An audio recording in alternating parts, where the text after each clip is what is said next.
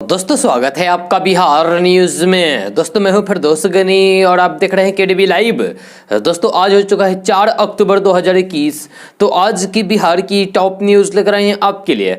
दोस्तों video start करने से पहले आपसे रिक्वेस्ट है, अगर आप नए आए इस चैनल पर तो फिर इस चैनल को सब्सक्राइब करके बेल आइकन भी प्रेस कर दीजिए और साथ में वीडियो को लाइक कर दीजिए, अपने दोस्तों के साथ शेयर भी कीजिए।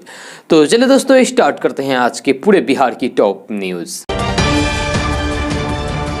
दोस्तों आज सबसे पहले बात करते हैं कि आम आदमी को तेल की कीमतों से कोई राहत नहीं मिली है। लगातार तेल की बढ़ती कीमतें लोगों की जेब पर भारी असर डाल रही है। आज लगातार चौथा दिन पेट्रोल डीजल के दामों में इजाफा हुआ है, जिसके बाद देश के सभी शहरों में पेट्रोल डीजल के दाम ऑल टाइम हाई पर है। कई शहरों में तो पेट्रोल 110 रुपए लीटर पार कर चुका है।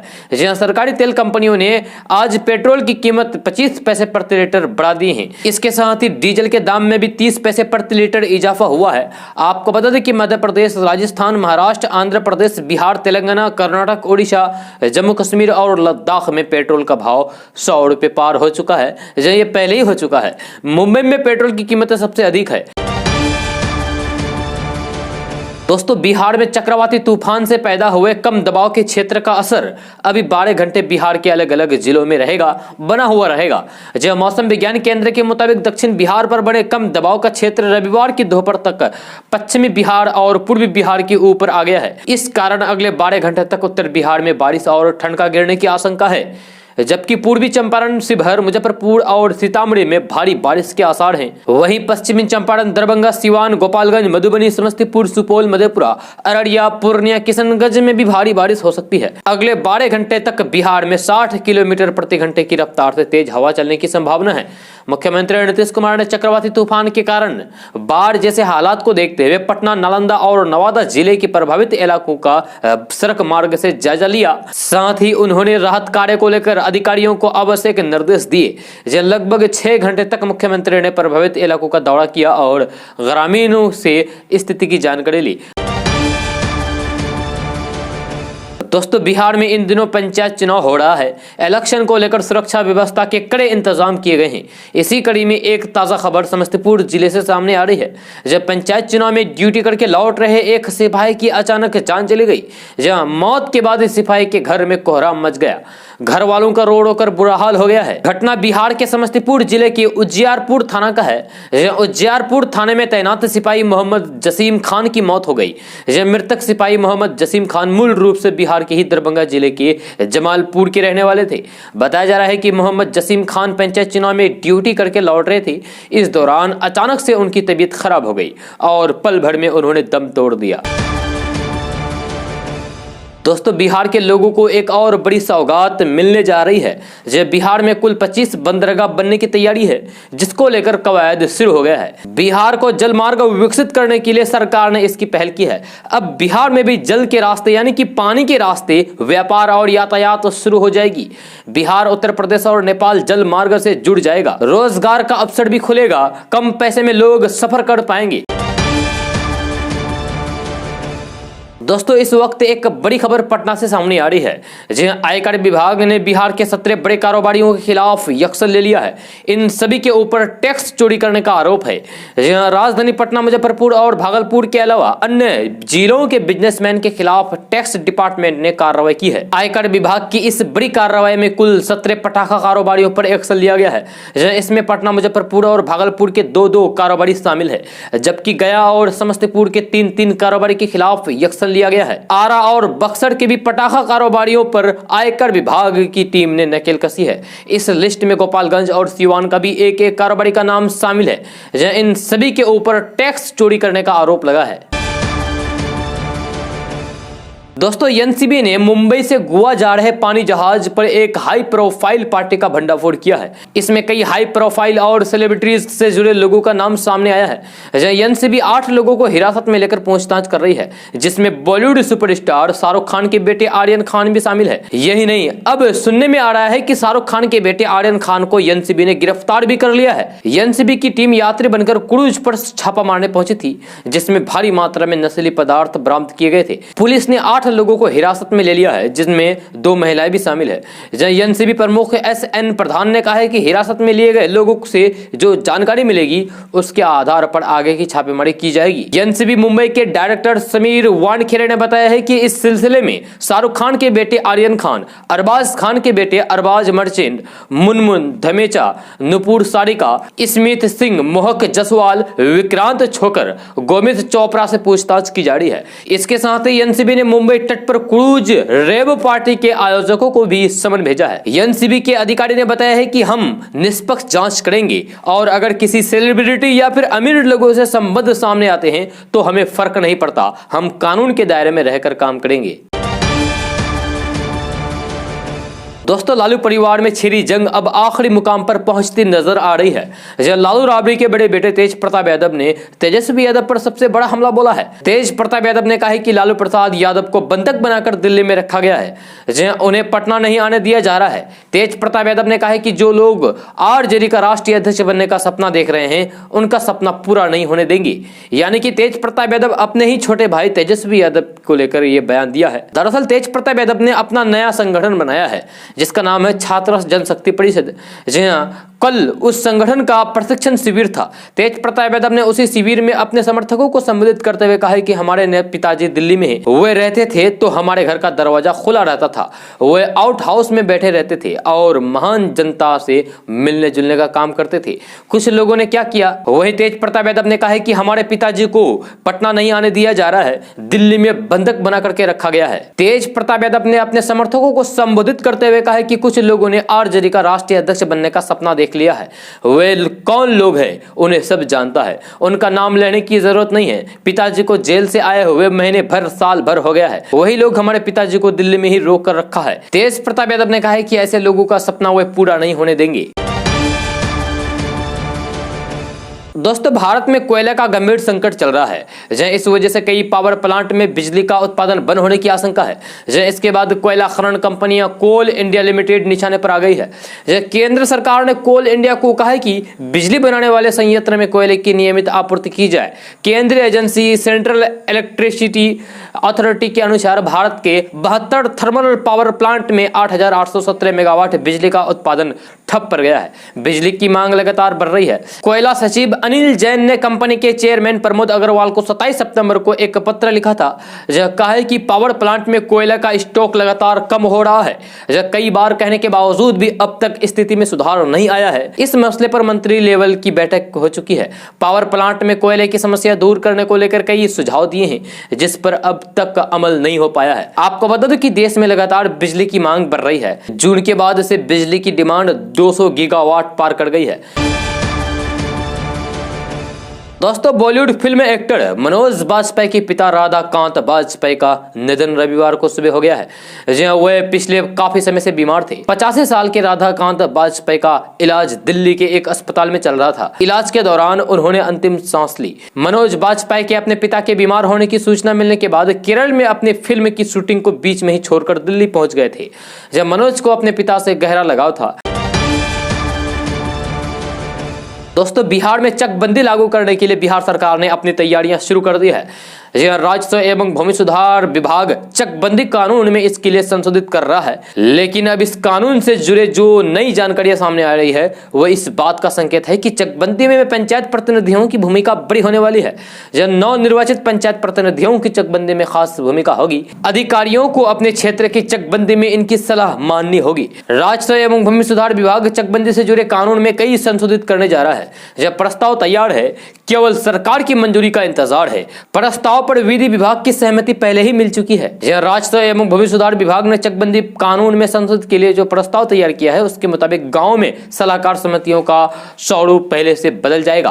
पहले चकबंदी अधिकारियों की मर्जी से गांव के ग्रामीण समिति के सदस्य चुने जाते थे, लेकिन संशोधन के बाद पंचायतों के चुने हुए जनप्रतिनिधि जैसे मुखिया, वार्ड सदस्य, सरपंच, पंचायत समिति के सदस्य ही अपने गांव की चकबंदी सलाहकार समितियों के सदस्य होंगे। दोस्तों चुनाव आयोग ने लोजपा का सिंबल फ्रीज कर दिया है। जी आयोग ने आदेश दिया है कि चिराग पासवान या फिर पशुपति पारस में से कोई भी लोग जनशक्ति पार्टी के नाम का उपयोग नहीं करेगा। अब इसकी इनसाइड स्टोरी सामने आ गई है। जय नीतीश कुमार को बिहार में होने वाले उपचुनाव में चिराग पासवान का डर सता रहा था, लिहाजा बाकायदा चुनाव आयोग में गुहार लगाई गई थी कि लोजपा का नाम और सिंबल दोनों फ्रीज कर दिया जाए।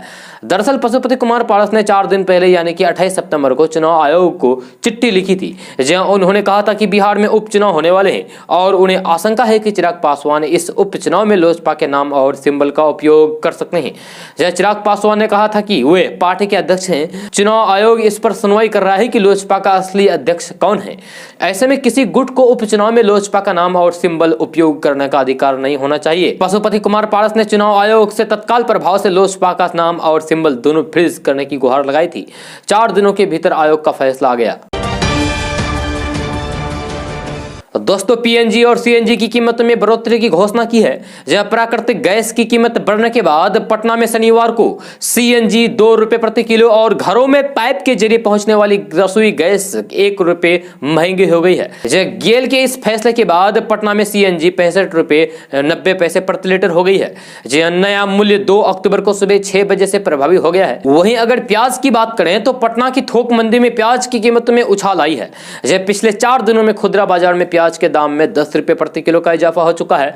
जब शनिवार को खुदरा बाजार में प्याज 38 से 40 रुपए प्रति किलो तक बिका, वहीं थोक मंडी में 28 रुपए प्रति किलो के हिसाब से अभी प्याज बिक रहा है। कारोबारियों का कहना है कि बारिश के कारण महाराष्ट्र में करीब 40% फसल खराब हो गई है। जब कारोबारियों की माने तो आवक 60% घट गया है। ऐसे में आने वाले दिनों में प्याज की कीमत और बढ़ सकती है। दोस्तों पश्चिम बंगाल की मुख्यमंत्री ममता बनर्जी ने भवानीपुर से विधानसभा उपचुनाव में रिकॉर्ड मतों से जीत हासिल की है। जब ममता बनर्जी ने बीजेपी के उम्मीदवार प्रियंका टिबरेवाल को पराजित किया। आपको बता दें कि ममता बनर्जी पिछले 2 चुनाव से हुए अपने घर की सीट भवानीपुर से जीतती रही है, लेकिन विधानसभा चुनाव में ममता बनर्जी नंदीग्राम से चुनाव लड़ी थी और वह शुभेंदु अधिकारी के हाथों पराजित हुई थी। लेकिन विधानसभा चुनाव में बीजेपी को करारी हार मिली थी और टीएमसी ने 213 सीटों पर जीत हासिल की थी और ममता बनर्जी तीसरी बार सीएम बनी थी। आपको बता दें कि पश्चिम बंगाल की 3 सीटें भवानीपुर, समरेशगंज और जंगीपुर में उपचुनाव हुए थे। दोस्तों अपने बड़े भाई तेज प्रताप यादव के कारण लगातार फजीयत झेल रहे नेता प्रतिपक्ष तेजस्वी यादव ने अब तेज प्रताप के नए आरोपों पर पहली प्रतिक्रिया दी है। जब तेज प्रताप यादव ने शनिवार को यह आरोप लगाया था कि उनके पिता लालू प्रसाद यादव को बंधक बनाकर रखा गया है। तेज प्रताप यादव ने कहा था कि कुछ लोग पार्टी अध्यक्ष की कुर्सी हथियाना चाहते हैं, इसीलिए साजिश रच रहे हैं। तेज प्रताप यादव का सीधे सीधे अपने छोटे भाई तेजस्वी यादव पर था। कल सुबह पटना पहुंचे तेजस्वी यादव ने अपने बड़े भाई के आरोपों के ऊपर सवाल किए जाने पर पलटवार किया है। तेजस्वी यादव ने कहा कि लालू प्रसाद यादव बिहार के मुख्यमंत्री लंबे अरसे तक रहे हैं, केंद्र में मंत्री रहे हैं, देश के 2 प्रधानमंत्रियों को कुर्सी पर बैठने में उनकी महत्वपूर्ण भूमिका रही है। उन्होंने पूर्व उप प्रधानमंत्री लाल कृष्ण आडवाणी को गिरफ्तार करवाने का काम किया है। ऐसे में अगर कोई इस तरह के आरोप लगा रहा है तो ये बात लालू प्रसाद यादव के व्यक्तिगत से मेल नहीं खाती है। दोस्तों बिहार के किसान अब अगले साल के मार्च तक ऑफलाइन प्रणाली से भी लगान जमा कर सकेंगे। मीठी श्रेणी में भी ये सुविधा जारी रहेगी। ये किसानों की मर्जी पर है कि वे इन दोनों सेवाओं के लिए ऑनलाइन या फिर ऑफलाइन में किसी एक सुविधा का चयन करें। इससे पहले राजस्व एवं भूमि सुधार विभाग में इन दोनों सुविधाओं के लिए ऑफलाइन विकल्प को सितंबर तक विस्तार किया था, यानी कि सितंबर के बाद सिर्फ ऑनलाइन सेवा जारी रखने की योजना थी। अब इसे अगले साल के 31 मार्च तक विस्तार दे दिया गया है। अब पहले की तरह कर्मचारियों के जरिए लगान जमा हो सकेंगे। दोस्तों वर्तमान में आधार कार्ड को लेकर भी नई सुविधाएं देने के लिए UIDAI लगातार कोशिश कर रही है। इसी को ध्यान में रखते हुए आधार कार्ड बनाने वाली संस्था UIDAI ने निर्णय लिया है कि वे 122 शहरों में सेंटर खोलेगी। इस नए केंद्र पर आधार के लिए अप्लाई करना, आधार कार्ड में नंबर चेंज करना और फिर किसी भी तरह की समस्या आने पर उसमें सुधार कराना लोगों के लिए आसान हो जाएगा। फिलहाल UIDAI की 122 शहरों में 166 एकल आधार नामांकन अदंता केंद्र खोलने की योजना है। फिलहाल 166 में से 55 आधार सेवा केंद्र चल रहे हैं। इसके अलावा बैंकों, डाकघरों तथा राज्य सरकारों द्वारा 52,000 आधार नामांकन केंद्र का संचालन किया जा रहा है।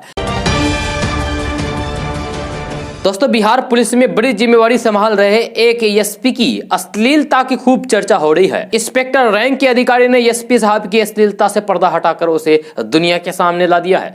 यह मामले का पर्दाफाश होते ही पुलिस डिपार्टमेंट में हरकत मच गया है और बिहार के मुख्यमंत्री नीतीश कुमार से आरोपी एसपी के ऊपर कार्रवाई करने की मांग हो रही है। यह अश्लीलता का यह मामला 2010 बैच के आईपीएस अधिकारी दीपक बर्णवाल से जुड़ा है, जो स्पेशल ब्रांच में एसपी के पद पर तैनात हैं। जब विशेष शाखा के ही निरीक्षक अजय कुमार सिंह ने पुलिस अधीक्षक की करतूत से पर्दा हटाया है। यह दरअसल अजय सिंह ने एसपी दीपक बर्णवाल को एक पत्र लिखा है जो सोशल मीडिया पर बड़ी तेजी के साथ वायरल हो रहा है। इस पत्र में अजय सिंह ने एसपी दीपक बर्णवाल की अश्लीलता और फुहरपन को लेकर शिकायत की है और कहा है कि ऐसा तो ब्रिटिश हुकूमत वाले गुलाम भारत में भी नहीं होता होगा जैसे कि एसपी दीपक बर्णवाल ने लोकतांत्रिक आजाद भारत में किया है। यह पूरा मामला एसपी द्वारा अपने ही डिपार्टमेंट के इंस्पेक्टर के साथ की गई अभद्रता और फिर गाली गलौज से जुड़ा है। उम्र में 59 साल के इंस्पेक्टर अजय सिंह का आरोप है कि स्पेशल ब्रांच में एसपी के पोस्ट पर तैनात आईपीएस अधिकारी दीपक बर्णवाल उन्हें बहन को लेकर एकदम गंदी गाली दी, जो बहुत ही शर्मनाक है। यह निरीक्षक अजय सिंह का कहना है कि बिना किसी कसूर के उन्हें एसपी ने बहन की गाली देकर अपमानित किया है, जो इनके जीवन मरण की समस्या बन गई है। दोस्तों भारत को हिंदू राष्ट्र घोषित करने की मांग पर अड़े महंत परमहंस का मामला सुर्खियों में है। यह महंत परमहंस ने कहा था कि 2 अक्टूबर तक अगर देश को हिंदू राष्ट्र घोषित नहीं किया गया तो सरयू नदी में जल समाधि ले लेंगे। यह महंत के इस बयान के बाद यूपी समेत पूरे देश में हरकत मच गया। यह महंत के आश्रम के बाहर भारी फोर्स तैनात कर दी गई थी और उन्हें हाउस अरेस्ट कर दिया गया। अब महंत का दूसरा बयान सुर्खियां बटोर रहा है। इसमें उन्होंने कहा है कि मैंने जो जल समाधि की घोषणा की थी उसकी वजह से प्रशासन ने मुझे हाउस अरेस्ट किया है, लेकिन मैंने बोतल में सरयू का जल मंगा लिया है और इसी पानी में नाक डुबोकर हम जल समाधि लेंगे। आपको बता दें कि रविवार को तपस्वी छावनी में सनातन धर्म संसद का आयोजन हुआ। इसके बाद महंत ने 2 अक्टूबर को जल समाधि लेने की बात कही थी क्योंकि वे चाहते थे कि भारत को हिंदू राष्ट्र घोषित किया जाए। महंत परमहंस हिंदू राष्ट्र की मांग को लेकर पहले प्रधानमंत्री नरेंद्र मोदी और गृह मंत्री अमित शाह को पत्र भी लिख चुके हैं। इस दौरान भी उन्होंने आत्मदाह की कोशिश की थी।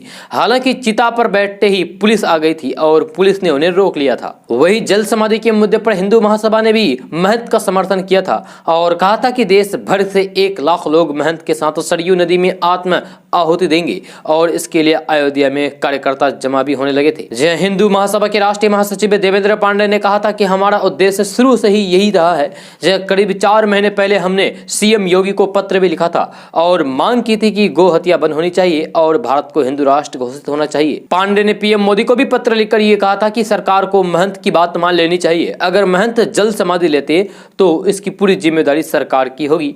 उन्होंने यह भी कहा था कि हम हिंदू राष्ट्र बनाने की कल्पना के साथ ये आंदोलन कर रहे हैं। दोस्तों डाक विभाग ने अपने ग्राहकों के लिए एक से बढ़कर एक योजनाओं का लाभ दिया है। डाक विभाग ने लोगों को जाति आय, ड्राइविंग लाइसेंस, गंगा जल, सुकन्या समृद्धि योजना, पेंशन योजना, तिलकुट, मखाना और अन्य योजनाओं का लाभ दिया है। लेकिन अब डाक विभाग रेलवे आरक्षण टिकट भी देने का फैसला किया है। रेलवे के आरक्षित टिकट पर यात्रा करने वालों के लिए ये अच्छी खबर है। IRCTC और डाक विभाग के बीच हुए समझौते के आधार पर अब डाकघरों से भी रेलवे टिकट खरीद सकते हैं। इसके लिए फॉर्म भरना होगा। जब फॉर्म भरने के बाद जैसे रिजर्वेशन काउंटर पर सुविधा मिलती थी वैसे ही डाकघरों के काउंटर पर सुविधा मिलेगी। यह डाक विभाग हर स्तर पर तैयारियां शुरू कर दिया है। जल्द IRCTC और डाक विभाग के बीच एक विशेष बैठक होगी। जब बैठक होने के बाद डाकघरों में टिकट काउंटर खोलने पर विचार विमर्श किया जाएगा। यही नहीं, डाक कर्मचारियों को भी टिकट बनाने का प्रशिक्षण दिया जाएगा। प्रशिक्षण पूरा होने के बाद टिकट काउंटर बैठने की अनुमति दी जाएगी। दोस्तों आधार कार्ड पर लगी तस्वीरों को लेकर कई तरह के मीम्स बनते हैं। दरअसल आधार कार्ड की फोटो कई बार धुंधली या फिर अजीबोगरीब आ जाती है, जिसे देखकर खुद को भी हंसी आ जाती है। जी आधार कार्ड में फोटो साफ नहीं आने के चलते कई बार दिक्कतों का सामना भी करना पड़ता है। ऐसे में अगर आप भी अपने आधार कार्ड की तस्वीर से खुश नहीं हैं तो ये खबर आपके लिए बड़े काम की है। अब आप आसानी से मिनटों में अपनी तस्वीर बदल सकते हैं। जी आधार कार्ड की तस्वीर अच्छी नहीं आने से कई लोग परेशान हो जाते हैं। ऐसे में अब आपको परेशान होने की जरूरत नहीं है। सबसे खास बात यह है कि इसके लिए आपको किसी भी तरह के दस्तावेज की जरूरत नहीं देनी होगी। इसके लिए आप आधार एनरोलमेंट सेंटर पर जाकर के अपनी फोटो बदलवा सकते हैं। दोस्तों अरुणाचल प्रदेश में कल सुबह भूकंप के झटके महसूस किए गए हैं। जब भूकंप की तीव्रता रिएक्टर स्केल पर 4.1 मापी की गई है। जब भूकंप विज्ञान केंद्र ने भूकंप की जानकारी देते हुए कहा कि भूकंप सुबह 10:15 पर आया। बसर भूकंप का केंद्र रहा। राहत की बात यह है कि अभी तक किसी भी प्रकार के नुकसान की कोई भी खबर सामने नहीं आई है। दोस्तों बिहार में अब किसी भी थाना पुलिस को कुख्यात अपराधियों की जानकारी के लिए अब ज्यादा मशक्कत नहीं करनी पड़ेगी। जब बस एक क्लिक से उनका पूरा ब्यौरा मिल जाएगा। जब विशेष कार्य बल यानी कि एसटीएफ अब सभी जिला के साथ समन्वय बनाकर अपराधियों का डाटाबेस तैयार करवा रही है, जिसमें अपराधियों की पूरी जानकारी उपलब्ध कराई जाएगी। बिहार पुलिस का मानना है कि अपराधियों के विषय में जानने या फिर उसकी गिरफ्तारी के लिए जिला पुलिस को काफी समस्या होती है। ऐसे करने से अपराधियों की तत्काल पहचान हो सकेगी, उसका आपराधिक पृष्ठभूमि का तत्काल पता चल सकेगा। पुलिस का मानना है कि इससे संगठित गिरोह पर भी अंकुश लगाने में मदद मिलेगी।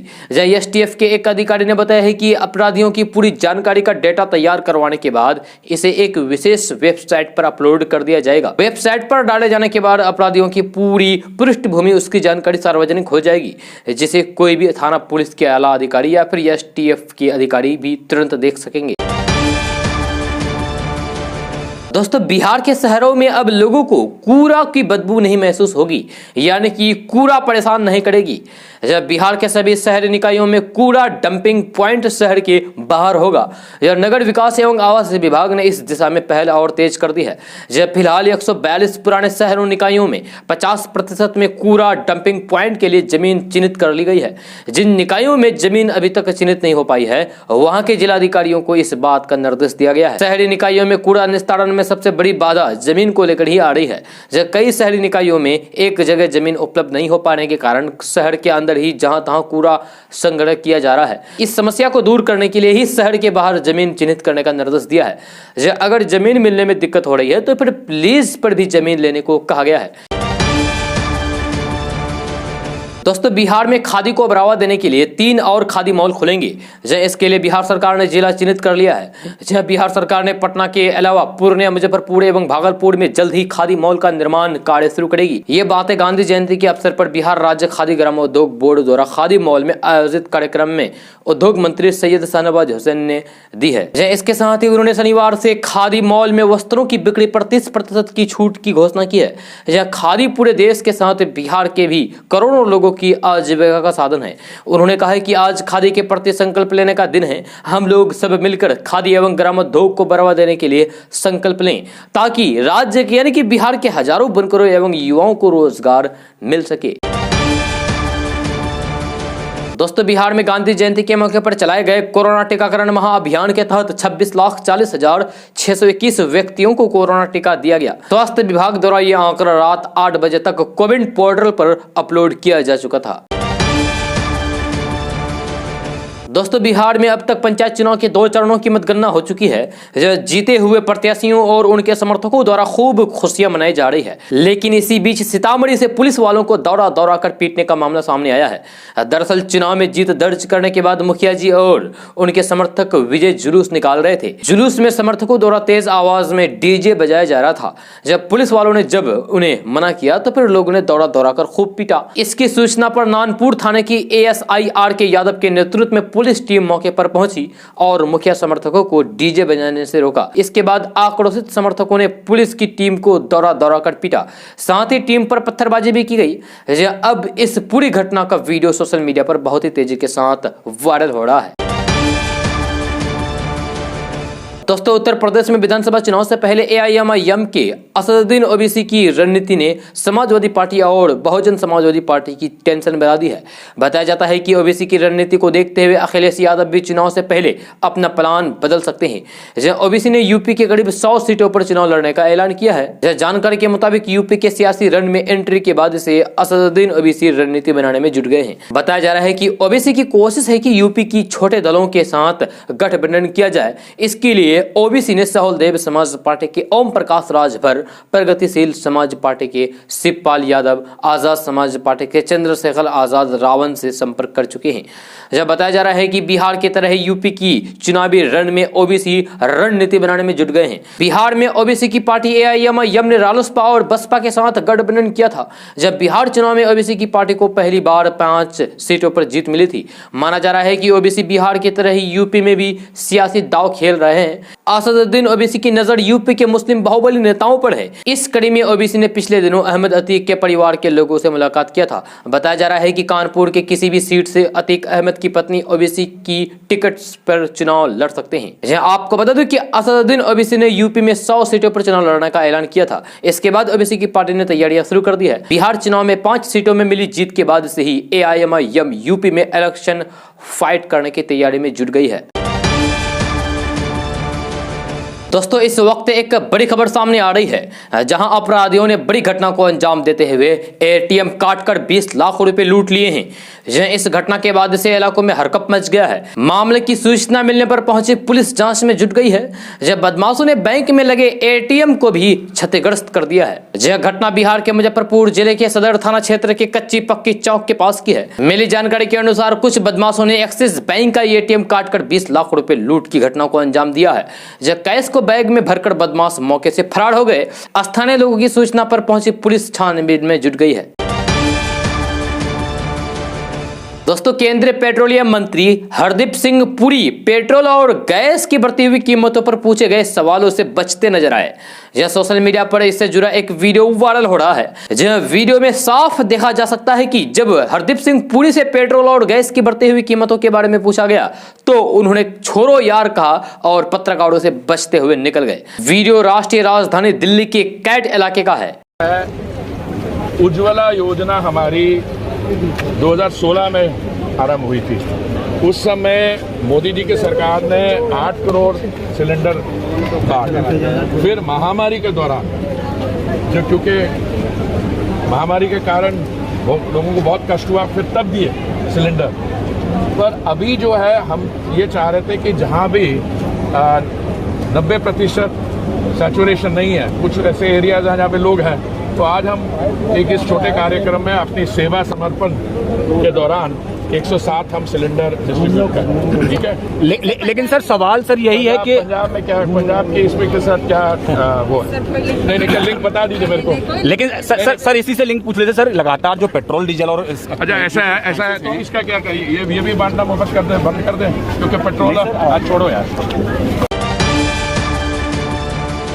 दोस्तों, नीति आयोग की ताजा रिपोर्ट को लेकर तेजस्वी यादव ने बिहार के मुख्यमंत्री नीतीश कुमार पर एक बार फिर से हमला बोला है। यह नीति आयोग की रिपोर्ट का हवाला देते हुए तेजस्वी यादव ने बिहार सरकार पर तंज कसा है और कहा है कि बिहार बर्बाद है, नीतीश कुमार है। साथ ही तेजस्वी यादव ने यह भी कहा है कि बिहार में अपराध और भ्रष्टाचार चरम पर है। रविवार को दिल्ली से पटना पहुंचे तेजस्वी यादव ने जयप्रकाश नारायण हवाई अड्डे पर मीडिया कर्मियों से बातचीत की और कहा है कि बिहार के मुख्यमंत्री नीतीश कुमार थके हारे हुए हैं। नीतीश कुमार से बिहार अब संभल नहीं रहा है। तेजस्वी यादव ने कहा है कि मैंने कई बार नीति आयोग की रिपोर्ट को विधानसभा में भी रखा है, लेकिन मुख्यमंत्री नीतीश कुमार की ओर से कोई भी प्रतिक्रिया नहीं आई है। जो भी लोग सत्ता में हैं, वे क्या जवाब देंगे? ये नेता प्रतिपक्ष तेजस्वी यादव ने कहा है कि हकीकत तो यही है कि बिहार में अपराध है, भ्रष्टाचार है, बिहार में स्वास्थ्य व्यवस्था पूरी तरीके से फेल है, बिहार बेरोजगारी का केंद्र बन गया है। लोग पहले नारा लगाते थे कि बिहार में बहार है, नीतीश कुमार है, लेकिन अब बिहार बर्बाद है क्योंकि नीतीश कुमार है। बिहार अब नीचे से यानी कि पीछे से पहला नंबर प्राप्त कर रहा है। नीति आयोग की रिपोर्ट में बिहार सबसे फिसदी राज्य है।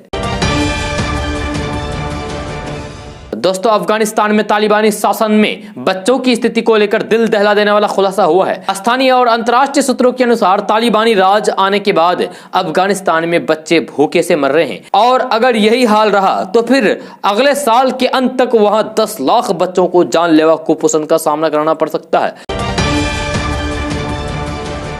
दोस्तों सोलर पैनल और इसमें लगने वाले सामान जैसे कि मॉड्यूलर और इन्वर्टर पर सरकार ने जीएसटी की दर बढ़ा दी है। इससे माना जा रहा है कि सोलर से पैदा होने वाली बिजली की दर 10 पैसे प्रति यूनिट तक बढ़ जाएगी। सोलर पैनल और इससे जुड़े कंपोनेंट पर जीएसटी की बड़ी दर 1 अक्टूबर से लागू हो गई है। इसका फैसला जीएसटी काउंसिल की 17 सितंबर को हुई बैठक में लिया गया है। काउंसिल ने एक मत से रिन्यूएबल एनर्जी डिवाइस और पार्ट्स पर जीएसटी को 5% से बढ़ाकर 12% कर दिया है। ये नियम 1 अक्टूबर से अमल में आ गया है। एक्सपर्ट के मुताबिक सोलर पैनल पर बड़े जीएसटी से 4.5% तक का पैनल आदि का कैपिटल कॉस्ट बढ़ जाएगा। भारत दुनिया का पहला ऐसा देश है जहां सोलर से पैदा होने वाली बिजली सबसे सस्ती है। दिसंबर 2020 में प्रति यूनिट सोलर बिजली दर 1.99 रुपया निर्धारित है, जो कि अब तक का रिकॉर्ड कमी है। हालांकि इसमें अब धीरे धीरे बढ़ोतरी देखी जा रही है। आने वाले दिनों में सोलर बिजली की रेट और बढ़ सकती है, क्योंकि इस साल अप्रैल महीने से विदेशी से मंगाए जा रहे सोलर पैनल आदि के दाम बढ़े हैं। साथ ही देश में कमोडिटी के दाम बढ़ाने का असर भी सोलर एनर्जी पर देखा जा सकता है। दोस्तों होटलों और दुकानों पर कई बार प्रयोग में लाया गया खाद्य तेल शरीर के लिए नुकसानदेह होता है और कैंसर, मधुमेह जैसी बीमारियों का कारक बनता है। अब पकौड़ी, समोसा, पूरी आदि बेचने वाले दुकानदार तेल को 3 बार से ज्यादा उपयोग में नहीं लाया जा सकता है। इसके लिए भारतीय खाद्य सुरक्षा एवं मानक प्राधिकरण ने नियम बना रखा है, जिसका पालन कराने के लिए खाद्य सुरक्षा एवं औषधि प्रशासन विभाग ऐसे दुकानदारों की सूची बना रहा है। दोस्तों एक दिन पहले लालू राबड़ी की बड़े बेटे तेज प्रताप यादव ने आरोप लगाया था कि उनके पिता लालू प्रसाद यादव को दिल्ली में बंधक बनाकर रखा गया है। अगले ही दिन लालू प्रसाद यादव के बिहार में एंट्री का कार्यक्रम तय हो गया है। लालू प्रसाद यादव इसी महीने आ रहे हैं। वे पटना में ही नहीं रहेंगे, बल्कि तारापुर और कुशेश्वर स्थान में चुनावी सभा को भी संबोधित करेंगे। वहां जो विधानसभा उपचुनाव होने जा रहा है। जी हाँ, राजद सूत्रों से ये एक बड़ी खबर सामने आ रही है। लालू यादव 22 या फिर 23 अक्टूबर को दिल्ली से पटना आ सकते हैं। बिहार में जिन 2 सीटों पर उपचुनाव हो रहे हैं, वहां लालू प्रसाद यादव की चुनावी सभाओं का कार्यक्रम तय कर दिया गया है। लालू प्रसाद यादव 25 अक्टूबर को कुशेश्वर स्थान में आरजेडी उम्मीदवार के पक्ष में चुनावी सभा को संबोधित करेंगे। वहीं 27 अक्टूबर को वे तारापुर में चुनावी सभा को संबोधित करेंगे। दोस्तों बिहार में स्वास्थ्य व्यवस्था को लेकर बिहार में नेता प्रतिपक्ष तेजस्वी यादव ने कल डॉक्टरों को संबोधित किया। इस दौरान उन्होंने बिहार में स्वास्थ्य सेवाओं को लेकर नीतीश सरकार पर हमला बोला है। जहां उन्होंने कहा कि नीति आयोग ने अपनी रैंकिंग में बिहार की स्वास्थ्य व्यवस्था को नीचे से पहले स्थान पर रखा है। साथ ही उन्होंने कहा कि कोरोना के बाद बिहार सरकार को पूरा समय था कि बिहार की स्वास्थ्य व्यवस्था को सुधारा जा सकता था। उन्होंने कहा कि लॉकडाउन के दौरान सरकार स्वास्थ्य सेवा को बेहतर कर सकती थी, लेकिन ऐसा नीतीश सरकार ने नहीं किया है। डॉक्टरों को संबोधित करते हुए तेजस्वी यादव ने कहा है कि बिहार में डॉक्टरों, नर्सों और स्वास्थ्य कर्मचारियों को बड़े पैमाने पर भर्ती करने की जरूरत है। स्वास्थ्य को लेकर उन्होंने बिहार सरकार पर हमला बोलते हुए कहा कि सरकार स्वास्थ्य सेवा में कोई सुधार नहीं कर रही है। उन्होंने कहा कि WHO की रिपोर्ट के अनुसार बिहार में बहुत ज्यादा डॉक्टरों की नियुक्ति की जरूरत है। वही उन्होंने कहा कि सरकार समाज की आधारभूत जरूरत को भी पूरा नहीं कर पा रही है। साथ ही उन्होंने कहा कि बिहार में इमरजेंसी सेवा को देखते हुए ऑक्सीजन को भी पर्याप्त व्यवस्था करना चाहिए। उन्होंने कहा कि विपक्ष में रहते हुए भी आरजेडी ने कोरोना काल में मरीजों की मदद की है। उन्होंने कहा कि मैं अपना विधायक आवास को कोरोना मरीजों के लिए दे दिया था, साथ ही डॉक्टरों की भी व्यवस्था की थी। दोस्तों बिहार सरकार के स्वास्थ्य मंत्री मंगल पांडे रविवार को अलग अलग कार्यक्रम में भाग लेने के लिए किशनगंज पहुंचे। इस दौरान उन्होंने प्रेस कॉन्फ्रेंस करके बिहार में विकसित हो रहे स्वास्थ्य व्यवस्था के बारे में बताते हुए कहा कि बिहार स्वास्थ्य सेवा के साथ स्वास्थ्य शिक्षा में भी लगातार आगे बढ़ते जा रहा है। जहां आजादी के समय 1947 में बिहार में जहां 8 मेडिकल कॉलेज था, वहीं पिछले 4 साल पहले तक उनकी संख्या 11 तक पहुंची और अगले 5 साल में बिहार में मेडिकल कॉलेज की संख्या 29 हो जाएगी, जिससे बिहार में स्वास्थ्य सेवाओं के साथ स्वास्थ्य शिक्षा भी आगे बढ़ेगा। स्वास्थ्य सेवा को बेहतर बनाने के लिए सरकार की ओर से अगले कुछ माह में बिहार के हर प्रखंड में अत्याधुनिक सुविधाओं से लैस एक एम्बुलेंस उपलब्ध कराया जाएगा, जो ग्रामीण स्तर के मरीजों के लिए वरदान साबित होगा। स्वास्थ्य सेवा को बेहतर बनाने के लिए 20,200 ANM की बहाली भी जल्द होगी। कोरोना संक्रमण को लेकर लोगों को टीका लेने के लिए प्रेरित करते हुए सरकारी गाइडलाइंस का पालन करने की अपील की है। दोस्तों आज का न्यूज़ बस यहाँ तक। कैसा लगा जरूर अपना सुझाव दीजिएगा नीचे कमेंट बॉक्स में कमेंट करके। अगर आप नए आए इस चैनल पर तो फिर चैनल को सब्सक्राइब करके बेल आइकन को भी प्रेस कर दीजिए और साथ में वीडियो को लाइक कर दीजिए, अपने दोस्तों के साथ शेयर भी कीजिए। तो चलो दोस्तों फिर मिलते हैं अगले वीडियो में। जय हिंद, जय बिहार।